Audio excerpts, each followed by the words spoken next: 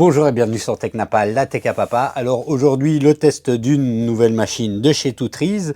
Vous voyez la boîte, c'est pas une imprimante 3D, c'est une CNC. J'avais testé la TTC 450 sur ma chaîne il y a un moment ils m'ont proposé de tester la nouvelle version de la TTC 450, c'est la TTC 450 Pro. Et voilà, elle est là. Ça fait un petit moment que je devais la tester, mais vous savez, un souci de santé, tout ça, ça a été un peu mis en pause. Donc, enfin, je m'y mets. Je propose qu'on regarde tout de suite les caractéristiques et puis surtout voir quelle est la différence avec la TTC 450 que j'avais testée précédemment. Ensuite, on l'installera, on regardera un tout petit peu le montage et je testerai un truc ou l'autre avec la machine. Allez, à tout de suite. Bon, alors, je ne parle pas allemand, mais je n'arrive pas à avoir autre chose que de l'allemand sur le site. On dirait qu'il n'a pas envie que je fasse autre chose que de l'allemand. Donc on va quand même regarder comme ça parce que la plupart des choses sont quand même écrites en anglais. Donc la TTC 450 Pro, c'est une amélioration de la TTC 450. C'est pas complètement un nouveau modèle. On a donc en fait la machine qui est à peu près la même, on a à peu près la même forme, mais qui a été améliorée sur plein de petits points. Et pour avoir testé les deux, au moment où j'enregistre ici, je peux déjà dire que l'amélioration est plutôt heureuse. Alors, on peut l'avoir un petit peu moins cher, mais ici sur le site officiel, elle est à 549 $ dans la version la plus simple. Vous voyez, on peut rajouter un moteur de 500 watts puisque de base, il n'est pas équipé d'un moteur de 500 watts. On peut rajouter un kit pour avoir un petit aspirateur de poussière ou un laser 20 watts un module laser 20 watts, voilà, pardon, ou encore des petites options comme avoir des fraises, bon bref, ou le Rotary. Au prix le plus bas, on arrive à 549 $ au prix officiel. Alors au niveau des améliorations, on garde la même surface de travail, donc on est sur du 46 sur 46 avec une hauteur de travail en Z maximum de 8 cm. Ils disent qu'il y a une nouvelle carte mère qui permet de contrôler différentes unités et par exemple le laser et la CNC. Ils vendent à part, on l'a vu, un Rotary qui permet de travailler notamment la CNC en Rotary. Elle arrive pratiquement préassemblée et ça c'est super, il n'y a pas grand chose à faire. Comme je le disais, on peut passer facilement d'un module à un autre et c'est simplement dans le menu qu'on vient choisir. On ne doit plus flasher notre firmware comme c'était le cas avec la TTC 450, voilà.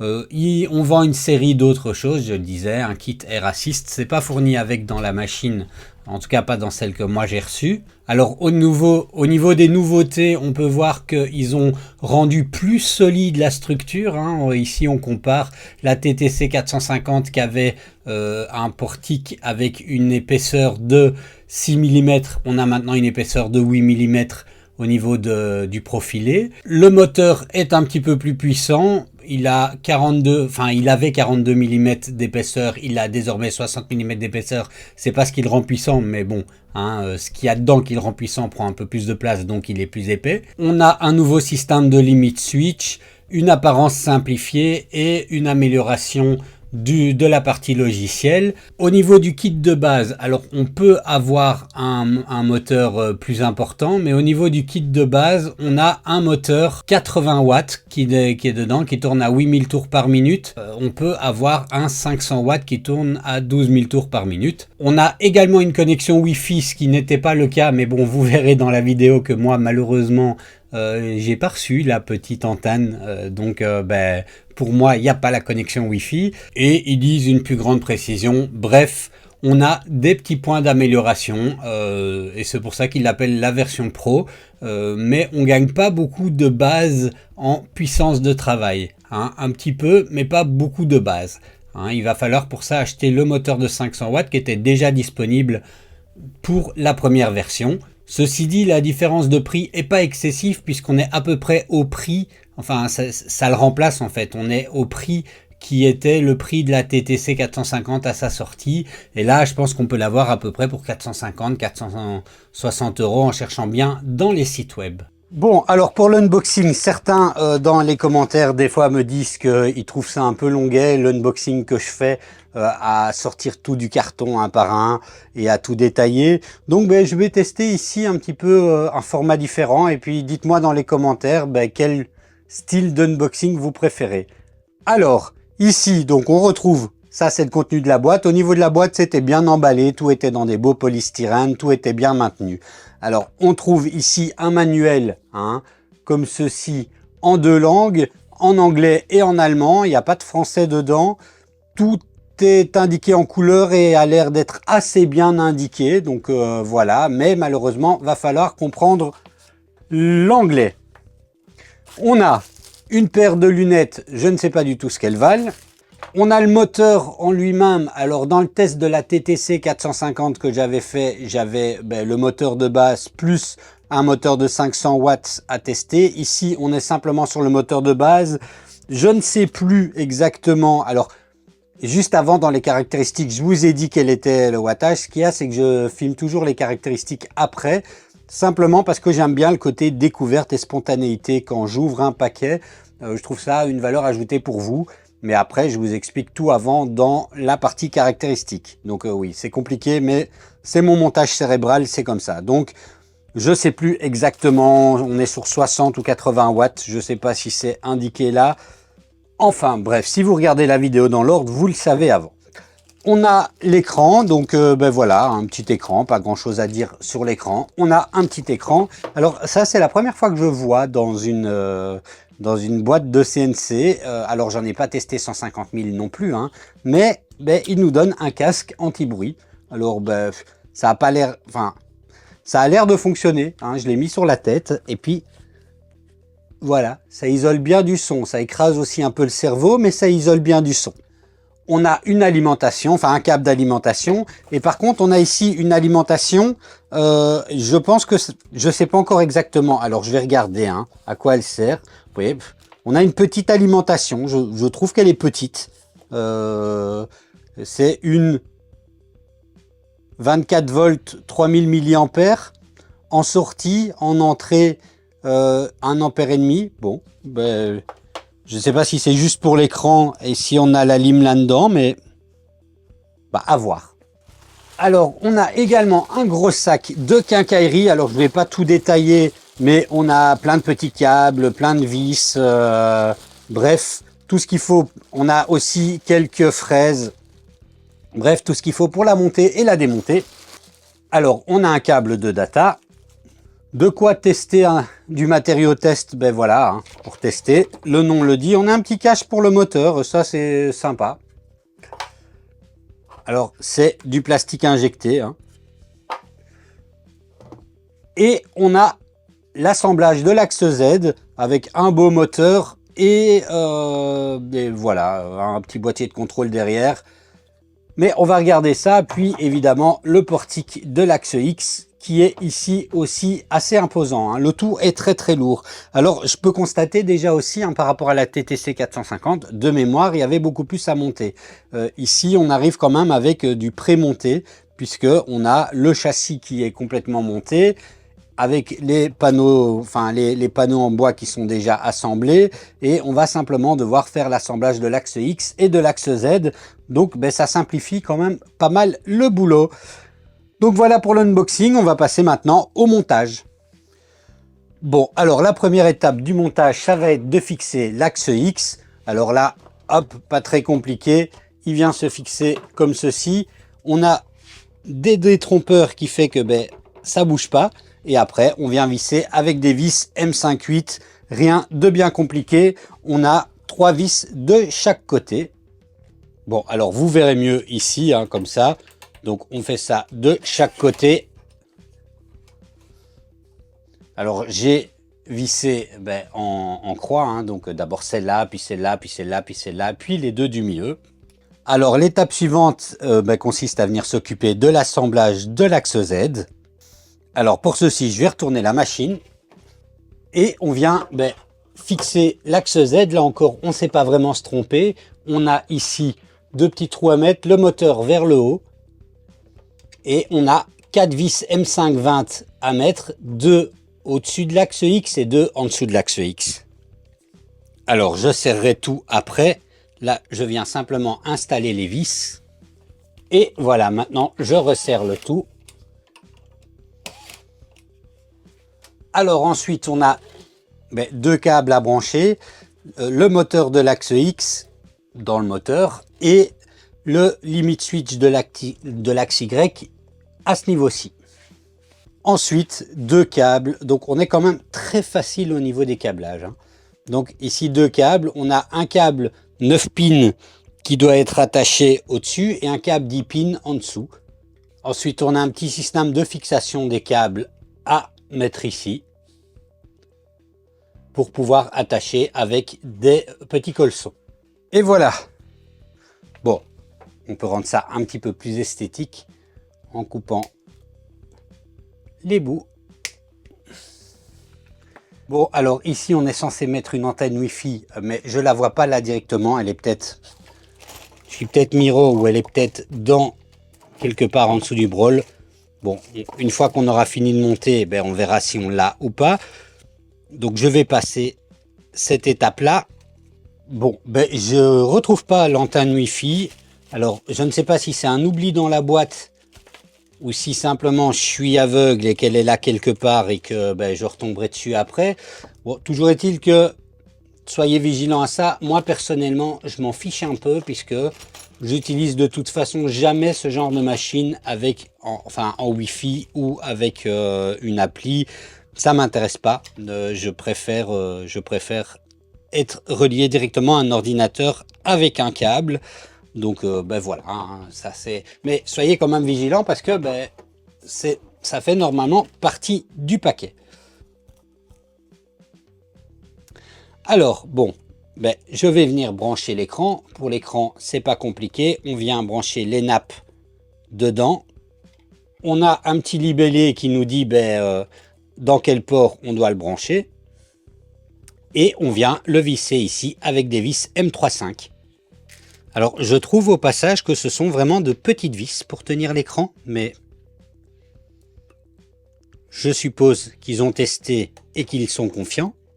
Alors ensuite, sur l'assemblage de l'axe Z, on vient fixer cette petite plaque qui permettra après d'attacher le moteur avec des vis M5.8. Alors à ce niveau, on va devoir brancher l'alimentation parce qu'on va devoir en fait déplacer le moteur. Alors ici, vous voyez, ils ont mis le protège-écran avant le cache et donc on a le petit bout de plastique. J'aime pas quand ils font ça en général, les marques, mais bon, voilà, c'est pas les premiers qui les font. Donc on va brancher, hein, donc le moteur se branche ici à l'arrière, enfin le moteur, non. L'alimentation se branche ici à l'arrière. Je dois allumer pour pouvoir déplacer l'axe Z pour pouvoir continuer le montage du moteur. Alors je l'allume en bougeant le bouton d'arrêt d'urgence. Et on peut voir que c'est super réactif puisque ça s'est allumé instantanément. Le Z bouge bien, c'est très bien. Et l'idée, c'est de le descendre tout en bas pour avoir accès à l'arrière de ces petits trous-là. Et voilà, et avec ça, je vais pouvoir attacher ceci ici. Alors, une fois que c'est fait, je peux remonter un petit peu mon Z.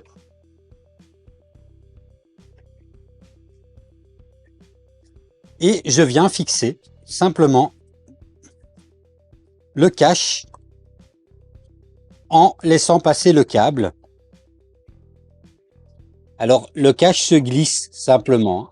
Et voilà, et on attache le câble jaune au moteur. Donc c'est vraiment pas compliqué. Ce que je vais faire maintenant, c'est un petit tour du propriétaire pour vous montrer un petit peu 2-3 points de détail de la machine et après on regardera l'interface. Alors, vous pouvez voir la machine. C'est une belle machine, hein, de ce côté-là, pas de souci. Elle est robuste, elle est solide. Alors, au niveau des points à remarquer, moi, ce que je trouve en amélioration par rapport à avant, c'est plus joli, hein, ce petit cache moteur. Je trouve que ça donne pas mal. On a un câble management qui est relativement propre. Pas le plus propre que j'ai vu, mais on est quand même sur quelque chose de relativement propre. Hein, si vous voyez, bon, on a ici le petit système de taille qui permet de tenir. Bon, c'est pas ce qu'il y a de plus propre, mais c'est quand même pas mal. Alors, le boîtier de commande ici, ben, vous pouvez le voir, est assez, c'est assez réactif. On va regarder l'interface juste après. On a un bouton d'arrêt d'urgence qui sert également en comme bouton d'allumage. Hein, donc, je l'éteins et ben, vous allez voir, je le démarre comme ça et l'interface apparaît vraiment quelques secondes après. Donc, c'est quand même très réactif. À ce niveau-ci, on a donc pour le contrôle hors ligne, on a un emplacement pour la carte SD et le port pour le câble data à l'ordinateur qui est relativement bien placé pour moi par rapport à là où est situé mon ordinateur. Et si on vient regarder derrière, on peut voir qu'on a bon, la prise pour l'alimentation et déjà la prise pour pouvoir mettre le moteur de 500 watts qui est achetable en option, qui n'est pas avec la machine. Mais à ce point-là, c'est important de noter que déjà la lime, effectivement, elle est toute petite, mais c'est pour ce petit boîtier, hein, ici. Et ensuite, enfin, petit moteur, pardon. Et ensuite, on a déjà tous les câbles et tout ce qu'il faut de nécessaire dans la machine pour pouvoir équiper avec le moteur de 500 watts. Donc, la machine a été pensée pour être utilisée facilement avec le moteur achetable en option. Bon. J'imagine que pour réduire les coûts, ils n'ont pas mis le moteur de 500 watts de base. Je pense que ça aurait été mieux que ils la vendent un tout petit peu plus cher, mais avec le moteur de 500 watts déjà directement dedans, parce que je pense qu'avec une machine de cette taille et cette surface de travail, et un axe Z automatique, des projets pour travailler sur des bois tendres avec un peu de vitesse, ça peut être plus sympa. On va pas juste travailler du PCB qui se satisfait tout à fait d'un moteur peu véloce. Voilà, pour le reste, on va passer à la petite découverte de l'interface et puis on l'utilisera. Bon, alors voilà l'interface. Hein, l'interface est assez sobre. Hein, on a la possibilité de déplacer les axes. Là, j'ai touché le limit switch, donc il me le dit. Voilà, on a les différents pas de déplacement, 0,1, 1 ou 10 mm, en X, enfin en X plutôt ou en Y. Hop, voilà. On a le contrôle de l'axe Z ici, donc l'origine, revenir à l'origine pour l'axe Z ou monter ou descendre. Là, j'étais déjà au maximum. Voilà, on a ici, alors là, je vais vous faire écouter, c'est pour faire tourner le moteur. Ici, c'est pas le moteur de 500 watts, c'est le moteur de base. Et c'est le bruit à vide. Il est évident que le bruit peut être un peu plus important en fonction du matériau dans lequel on va creuser.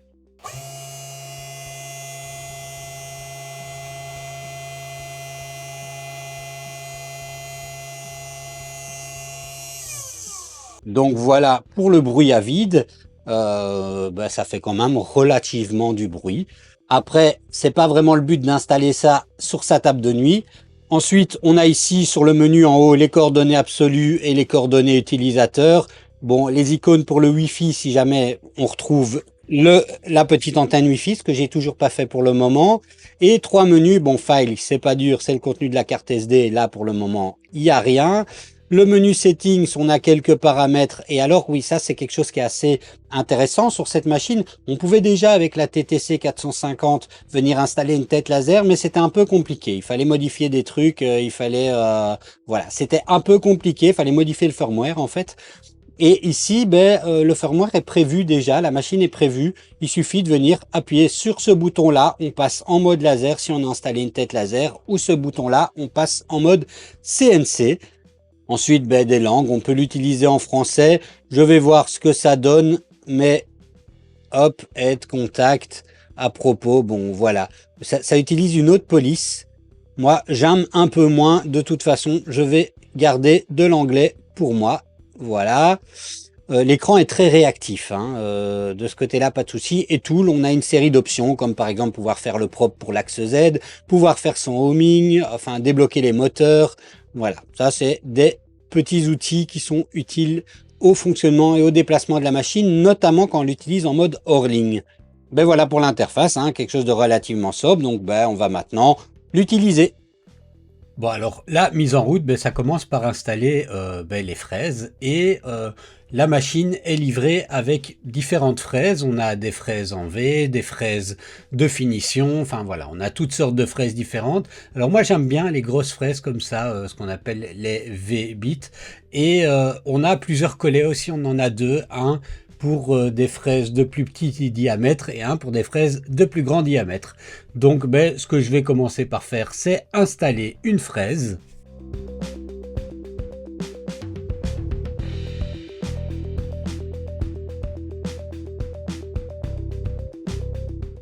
Et une autre étape de la mise en route, c'est de venir mettre le probe pour savoir exactement quelle est notre hauteur de Z. Alors on peut l'utiliser ou non. Moi j'ai tendance à pas l'utiliser, j'ai tendance à faire mon Z à l'ancienne, où je viens avec la pointe de la fraise vraiment qui touche la surface et je considère que ça c'est mon 0. Mais bon, on peut utiliser le probe, alors ça fonctionne. On branche le câble dans une petite, dans un branchement du moteur et puis voilà, on met le probe comme ceci. Alors on le met sur le matériau, hein, pas sur le plateau. Donc c'est pas comme ici. Je vais vous montrer sur le matériau. Bon voilà, j'ai retrouvé mon micro. Hein. C'est ça être un artisan. Hein. On travaille de manière artisanale par moment. Et voilà. Mon bloc de bois est fixé, je vais pouvoir maintenant venir faire la petite sonde. Une fois que c'est comme ceci, on vient dans le menu, dans Tools, et on appuie sur Probe. Il va descendre doucement jusqu'à ce qu'il touche la petite partie métallique. Et voilà, comme ça, il aura fixé son Z. Et quand c'est fait, on retire la sonde, on la débranche, et voilà.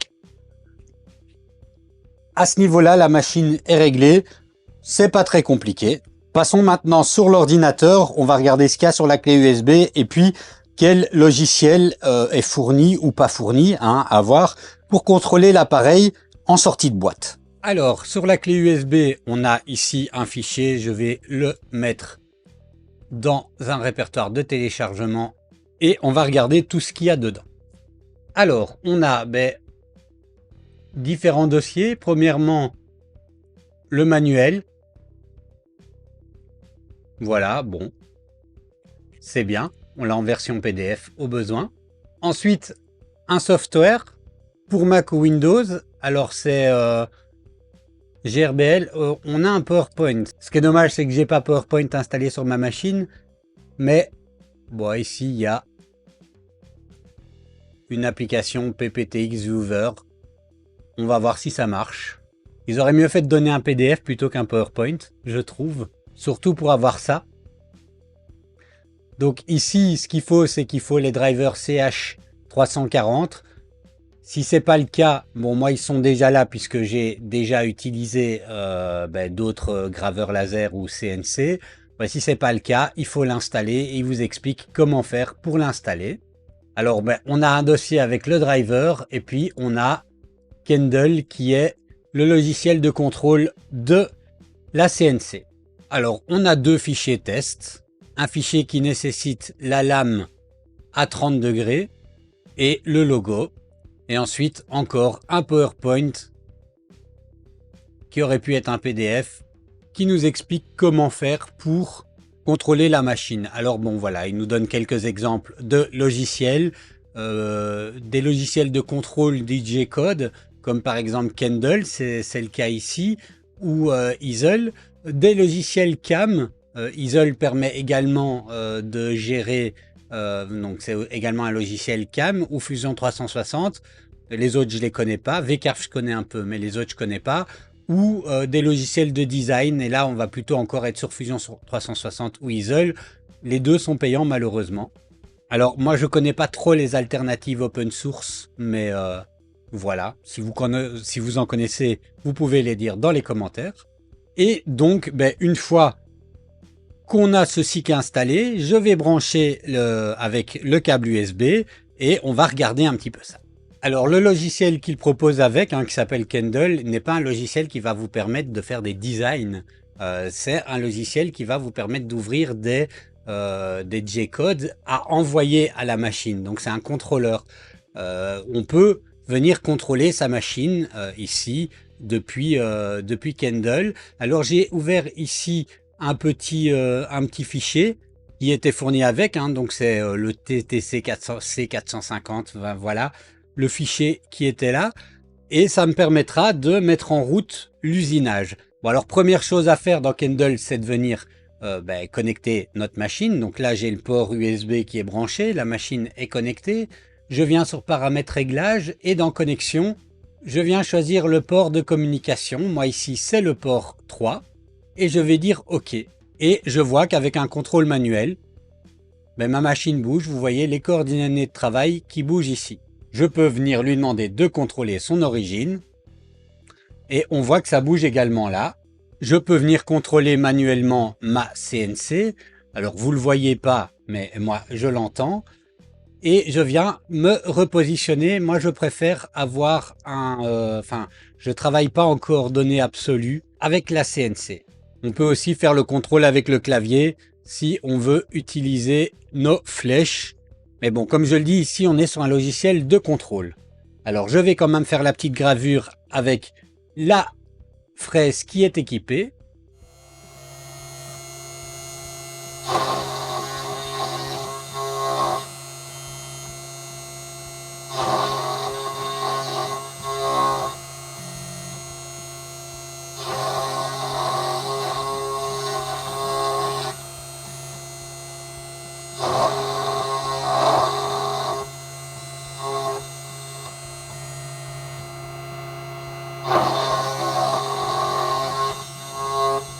Bon, alors voilà, il a fait le travail. Évidemment, c'était pas une bonne mèche pour ça, mais au moins il a fait le travail. Ça fonctionne. Là, c'était pas une bonne mèche, donc je vais changer la mèche et réessayer avec une autre mèche. Alors voilà, maintenant j'ai mis une fraise avec une découpe à 30 degrés et on va réessayer ici à côté. Parce que là, vous voyez, c'était vraiment une fraise prévue pour du travail de gros dégrossage. Donc ça n'a rien donné. On vient se mettre ici à côté et on va voir le résultat.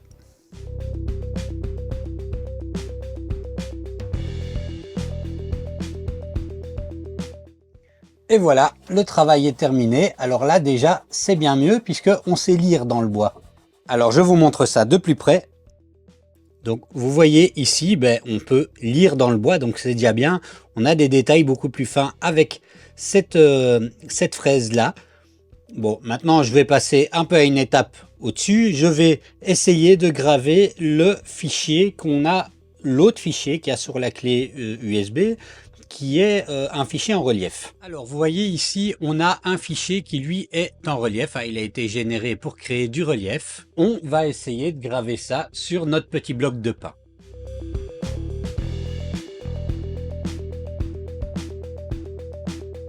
Bon, petit truc à savoir, puisque là vous voyez ça s'est arrêté.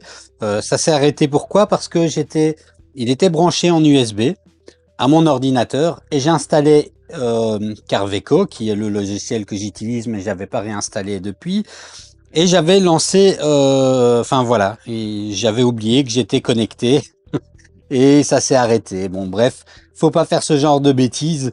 Je sais plus. Je pensais que j'étais sur le fichier hors ligne et c'était pas le cas. Bon, alors. Ça fait déjà un moment qu'il est occupé de graver. Je crois pas que je vais relancer la gravure de ce petit fichier test. Comme je dis, on a un moteur qui est pas non plus hyper puissant pour de la gravure comme ceci. Alors je vais quand même monter l'axe Z. Pour de la gravure en relief dans du bois, ça le fait. Il faut la bonne mèche, etc. Mais ça prend du temps. Pour vous donner une idée, voilà ce que j'ai commencé à faire avec la petite fleur. Bon, je vais pas aller beaucoup plus loin avec la fleur parce que je préfère en fait tester mes fichiers à moi et j'ai pas envie de relancer ici pour 3 heures et être bloqué dans l'atelier en me disant bon qu'est-ce que je fais maintenant alors que j'avais prévu de filmer ça. Donc je vais continuer et on va aller regarder du côté de Carveco. Alors il y a plein de solutions possibles pour la CNC. Bon, c'est pas comme l'impression 3D, il y en a pas non plus énormément de gratuites et les gratuites sont un peu complexes à mettre en œuvre. Alors moi personnellement je préfère payer 15 € par mois dans une licence à Carveco. Certains préfèrent Isol, c'est une autre alternative. Bon, voilà, moi je préfère Carveco parce qu'il a l'avantage de pouvoir... Enfin voilà, je vous montre ceci en image, ce sera plus simple. Alors voilà, moi je préfère utiliser Carveco. Ça me permet de générer mon J-code avec des illustrations. Il y a Isol, il y a Carveco, il y en a plein. Bon, ici le but n'est pas de faire une vidéo sur ces logiciels-là, mais plutôt de voir comment fonctionne la CNC. Donc je vais passer assez vite là-dessus et on va surtout aller regarder au niveau de la CNC.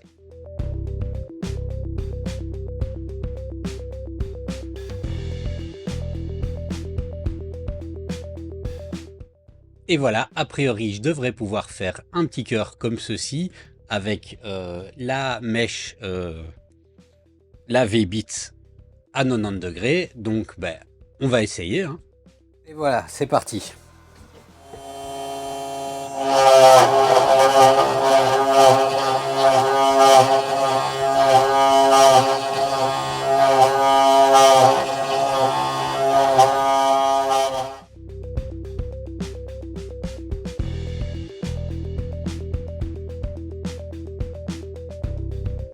Et voilà, il a terminé.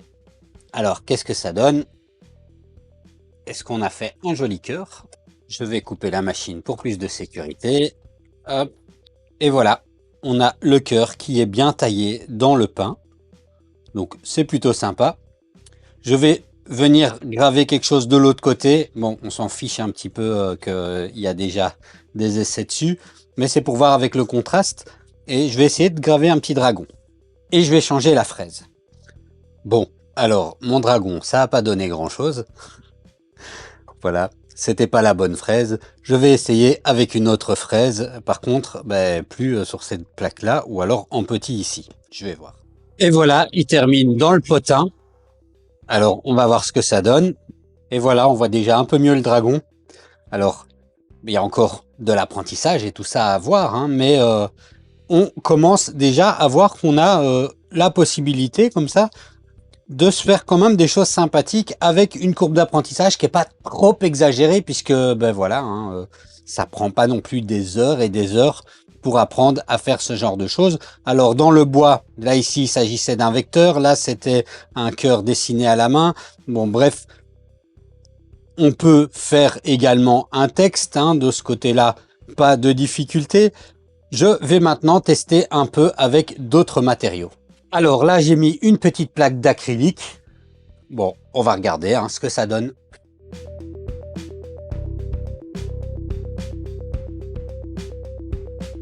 Bon, alors la grande question, est-ce que ça a donné quelque chose? En tout cas, il y a pas mal de poussière. J'ai voulu faire un petit truc en relief, donc c'était un test, une expérience, ça a peut-être rien donné. Mais si, ça a donné. C'est sympa. Alors, hop, je vais un peu nettoyer quand même avant de vous montrer. Et voilà, c'est du relief. On a de la micro-précision, vu qu'on a des variations de 0,01 à 0,05 en fonction des hauteurs. Et ça donne, franchement, ça donne vraiment pas mal. Alors, il y a des effets de ligne, mais ça, c'est à cause du dessin d'origine, qui avait comme ça des petits effets. Mais franchement, je trouve ça vraiment pas mal. Ça peut donner des idées, des faits. Alors ça, c'est dans de l'acrylique noir.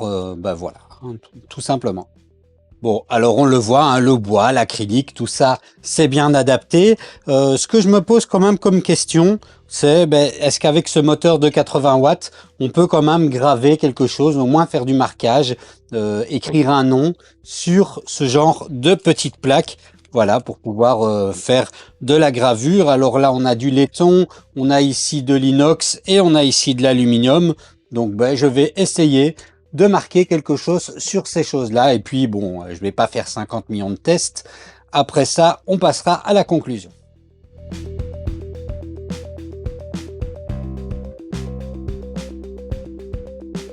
Bon, je dois trouver mes paramètres de gravure, hein, savoir si j'ai déjà la bonne fraise et puis ajuster la vitesse, la profondeur, etc. Je suis pas top satisfait de la qualité là, mais je pense que c'est pas la machine, je pense que là c'est moi l'utilisateur. Je vais réessayer un autre test avec une petite plaque en aluminium. Là, je vais tenter de graver un arbre de vie, et bien on verra bien ce que ça donne.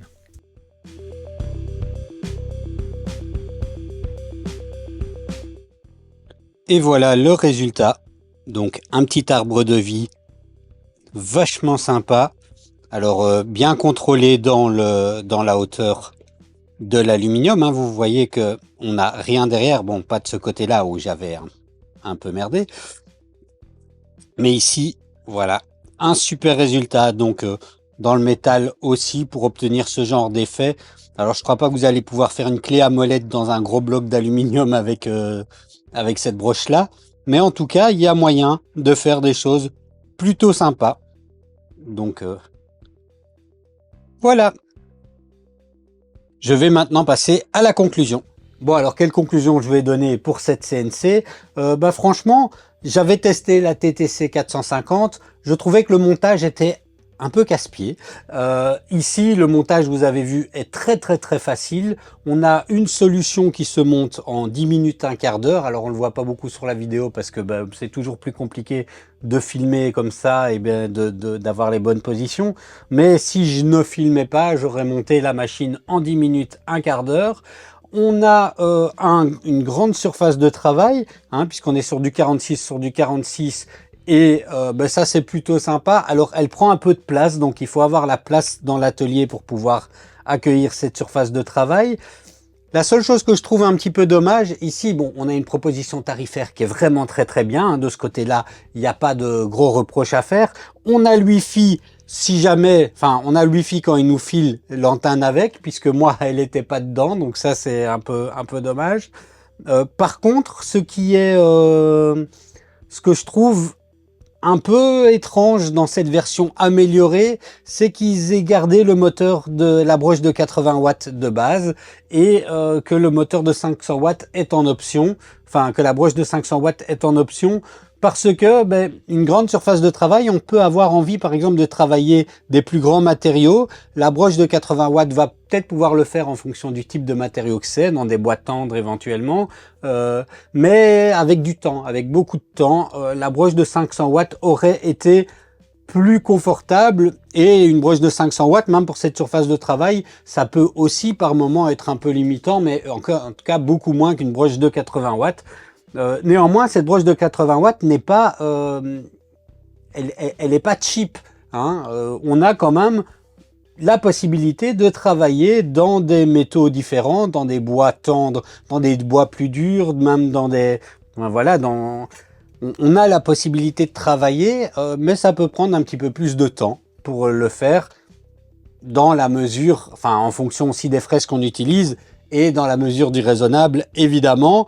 Est-ce que c'est une machine industrielle ou pour... non, évidemment pas. C'est vraiment une machine de bricoleur, une machine pour quelqu'un qui a envie de s'essayer à la CNC, qui a envie de comprendre et éventuellement de risquer de casser un petit peu sans trop faire exploser le budget, parce que dans certaines marques, on va avoir peut-être des solutions différentes, mais qui vont être extrêmement chères à manœuvrer, et donc on peut pas se permettre de faire des erreurs. Ici, je pense qu'on a un bon compromis pour le bricoleur qui a envie de s'essayer, qui hésite, qui pense que les toutes petites 30-18 ne leur correspondent pas parce que c'est très petit, et qui voudrait avoir une surface de travail un peu plus grand à prix contenu, puisque on peut être à moins de 500 € pour le kit de base si on cherche bien.